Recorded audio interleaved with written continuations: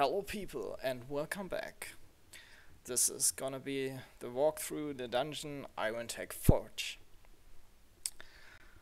This is gonna be a pre-recorded video because I will have to talk about a lot of stuff, what's going on here, pause in between, and just to keep up with this. We are going to see one phase of the last boss out of 3 phases. So yeah, I'm just gonna try to explain all the other phases, and I'm just gonna link you a written guide to it because because I can't cover all of this right now in this video, and I also never even got to the 3rd phase of the last boss, which is yeah, if you have enough DPS you can easily make it. So, and as always, this is hard mode. The first part, you want to just glide over those thrash mobs here, because they are quite high on HP and just annoying because they're gonna follow you every time. Yeah, if you try to jump over them or glide over those pulling robots, they will grab you anyways.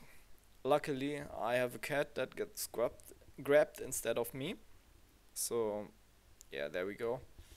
But it also nearly dies from the rockets that are going to launch against the one that's target from the pulling robot. So yeah, you have actually 3 ways of dealing with those pulling or automaton pulling robots. I don't know. You can actually glide over that just like Wicked did, and you don't even get targeted by them. You can just get grabbed and use your 2 as summoner to escape them, but be aware that the rockets will actually have quite a lot of range and will hit you pretty far away and deal a lot of damage. Or you can just try and kill the robots, but you only have 6 seconds, I believe, and then they will spawn their monster, some more trash mobs. Yeah, so you wanna avoid that.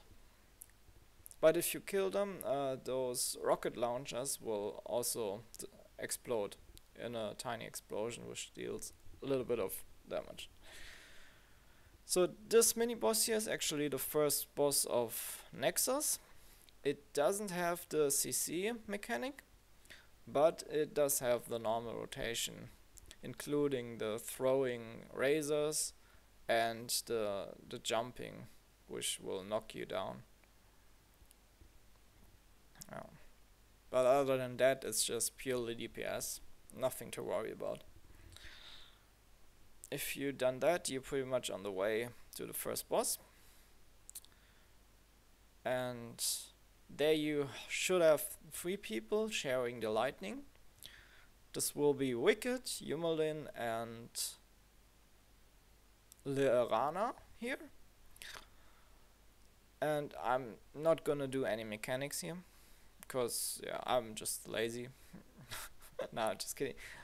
Yeah, we don't need all of us doing mechanics.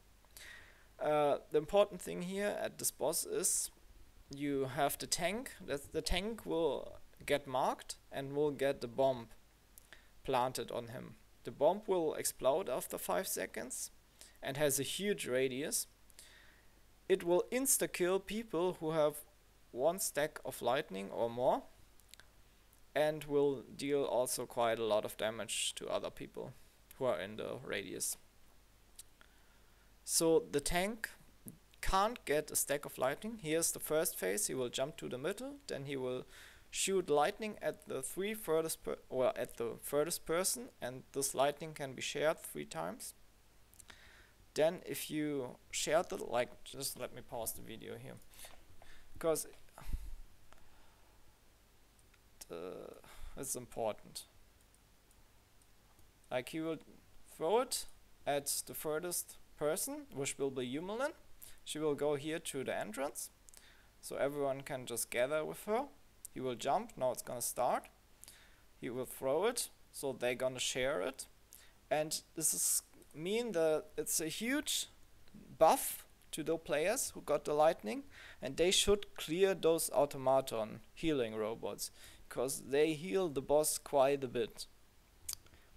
Then you see him charging, he will gather here some shit, it looks like he's gathering blue stuff. And if he stops that, you need to iframe, party iframe preferably, because this is gonna knock you back and deal a lot of damage. Now, as you can see, he just watched, like he put his hand to his eyes and watched someone.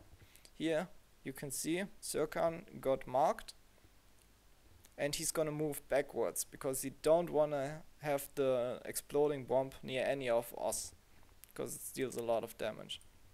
So he's also jumping to the furthest, and then he's grabbing the furthest. This was actually here. She jumped here right back to be the furthest and get grabbed. So this jump you can then CC and grab him if you want. And then you are back to normal rotation. The normal rotation is a little bit tough for melee because it will knock you back and knock you down and stun you, and it's really annoying. As ranged, you just stay at like 8 meters and you don't get hit by anything. So this is actually the second phase of this boss. He will throw lightning at the furthest. This is gonna be 3 here. You can see Paralina is it. And this is gonna be the mark. Then he's gonna watch the tank again and give him the bomb. You see here, he has got the bomb now. 5 seconds and he should be gone. Now he's jumping to the furthest. This should be the mark. Then he's jumping again to the furthest on the opposite. And he's gonna keep those rods there. Like, you can see those rods and they're actually gonna explode. Like, he will leave them there, and after, I don't know, 5 seconds or so, they're gonna explode and deal a lot of damage. And they have like this radius here, also quite big.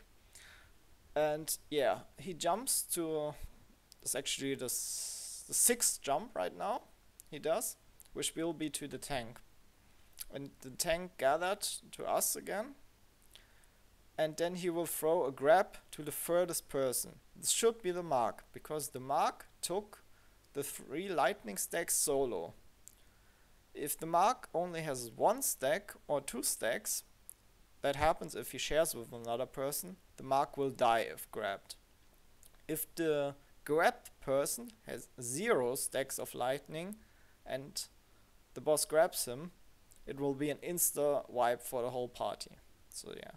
But if he has 3 stacks, like Paulina has, the boss will get a lot of damage, like you could see, like HP just disappeared, and then you have like 5 seconds where he's not moving or doing stuff, and you can grab him if 1 second's left, if you want to. So those are the 2 rotations the boss is doing. After that, it's just back to normal rotation, and then now he's activating the Powertrons again. Yumelin is gonna be the furthest, and she's sharing with 2 other people, and they're gonna do the healing robots.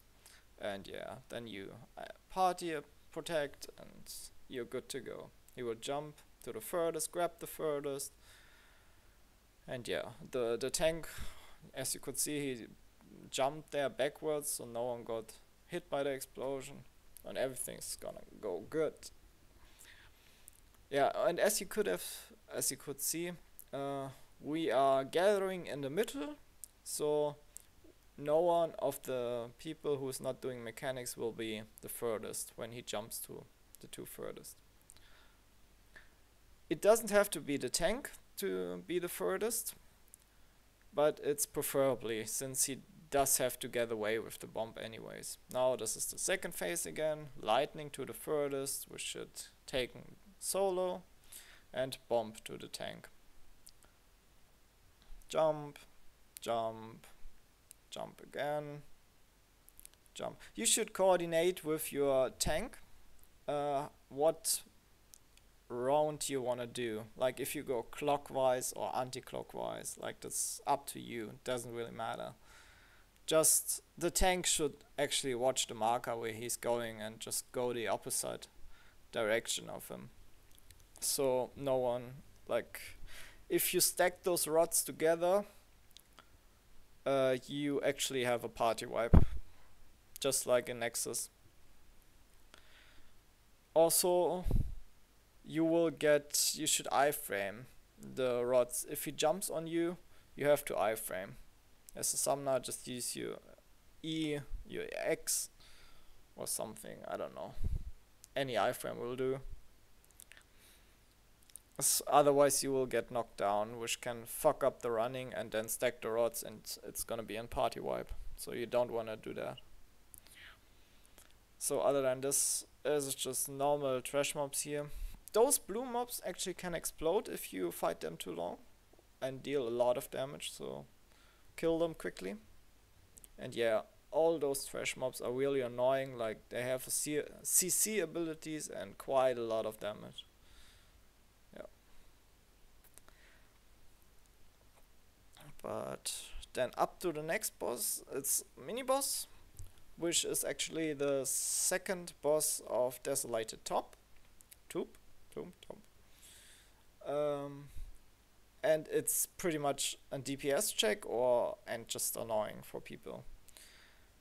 Because his mechanical phases are at 80, 60, 40 and 20%. So now you see the announcement is the fencing protocol stage 1, stage 2, we skipped one phase, and now he's gonna go into the air and spawns 4 robots. Those blue, you wanna CC immediately, and then you can grab or do stuff to them and kill them, because they will heal the boss and actually give him a defensive boost if they complete the healing.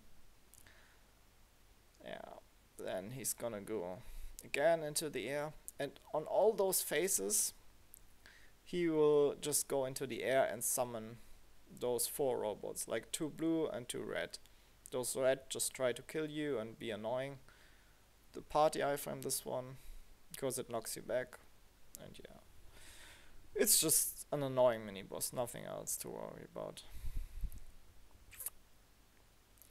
And the blue ads can actually knock you back if after the healing they will do an AoE knockback attack. So here you can taxi because there are 2 pulling robots and you preferably skip them. Yeah. Okay, just clear some trash mobs and up to the last boss. The last boss is a little bit more complicated. It's quite similar to the Desolated Tomb last boss, but has some spiced up mechanics, let's say that. Like he has divided into 3 phases, and each phase has 3 separate parts of this phase. The first phase, he will he will throw lightning. This lightning will give you a buff or debuff compared of how many lightning stacks you get. If you get the lightning completely solo, you will get 3 stacks of lightning, which give you a buff, a damage boost, and is a red buff. If you share with another guy, the furthest will get the yellow buff, and the one you shared with will get the blue buff. Because he will always mark the furthest and throw at the furthest, the lightning bounces from another person, and then you're gonna get, okay, just wait, he will always do the spin right at the start, which can knock you back. And yeah, you're just gonna avoid that. Other than this, his normal rotation is pretty random. You can't do much about that. And you have just to get used to it. The important part is to dodge everything, which is pretty easy if you know what he's doing. Like, this is a knockback, you can block, iframe, anything. Other than this, you can just dodge everything by walking away from them. So the first phase initiates phase shift, and here you can see he will jump to the furthest person, and then you will have you will need 2 people to take the first lightning, because he will get a blue shield in the first phase. Here this is going to be Sirkin and Liana. They will gathering here off screen. And then they will share the lightning. One of them has a blue buff, the other one has a yellow buff. So let's see, he will throw the lightning, and we have here a yellow buff, and the blue buff just went into the air. So then after like 30 seconds or so, he will actually get a shield. It will be in the first part always the blue shield. So only the party member with the blue buff can destroy this blue shield. Look, you see, he activates his shield and it instantly burst because Lorana just destroyed it. On the written guide it says you need 10 hits to actually destroy the shield, but yeah, it's probably less or something. So after that he will do an pull, like here, some iframes. You need to iframe, then stun him, and you can grab him if you want. If you don't stun him, he will do a huge AoE attack which deals a lot of damage and pretty much kills you. So back to normal rotation until he initiates the phase again. Like this should be pretty soon, probably after this one. Yeah, phase shift. He will jump to the first person. This is Yumelin. And now 2 people should gather again at the point where he jumped from. All other party members should go to the position where he's going, where he's jumping, to not interact with the marking phase. Like this is gonna be me and Paralinda gathering up and sharing the lightning. Okay, you see here we are together and it shares. Now he's gonna throw another lightning. This is pretty much really quick after the second one. This is gonna be on Yumelin, because she's taken it solo. It can be done either solo or she could share with Wicked. It's not necessary to share with Wicked, but if we have 2 yellow ads and like 1 blue, or 2 blue and 1 yellow, it's advised to share 3 times.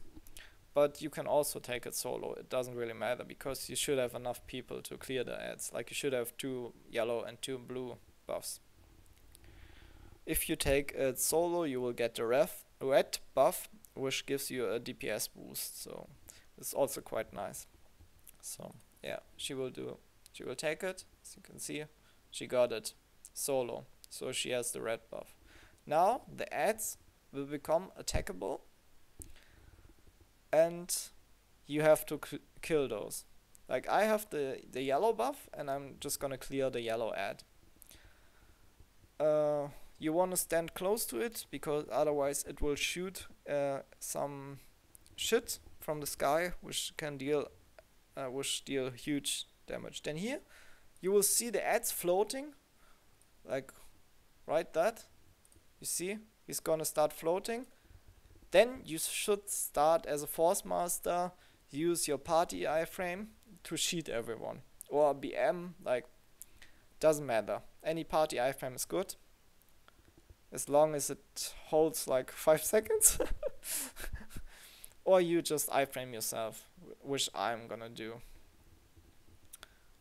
So they're gonna explode, which is not simultaneously. Also the destroyer can do that, so that's pretty cool.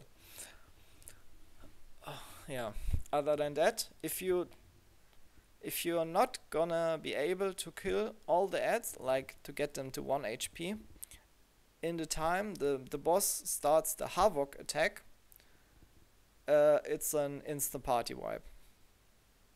You see, that's unleash the Havoc attack.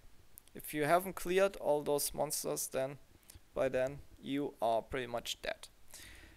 So this will not kill you if you haven't died before the ads exploded, or after the ads exploded, and he will give you a huge DPS buff. Yeah, then after that he just punches the ground and gives the shockwaves, which you can jump or iframe, or otherwise you will get knocked down. Nee, dazed, I think. Dazed it is. Those sparkling blue shit, you need to avoid that because it deals a lot of damage. And other than that, that's pretty much it. Yeah. For the phase after the Havoc attack, after he launches those 3 sparkling stuffs on the ground, he can either do some martial dance where he just goes to party members and punches them, and then the last one he throws into the air with a lot of damage, or he can punch the ground and deal a huge AoE attack, which decimates the party if no one iframes, or if you don't iframe yourself. But it's only in the range of 50 meters, I think. Or no, not even 15, like 13 or so, 12. So yeah, keep that in mind. But yeah, that is only the first phase of the boss. Now you can see here a red circle, which means there's gonna spawn a red ad. So you see, that's the second phase will start now, and the first part should be taken solo.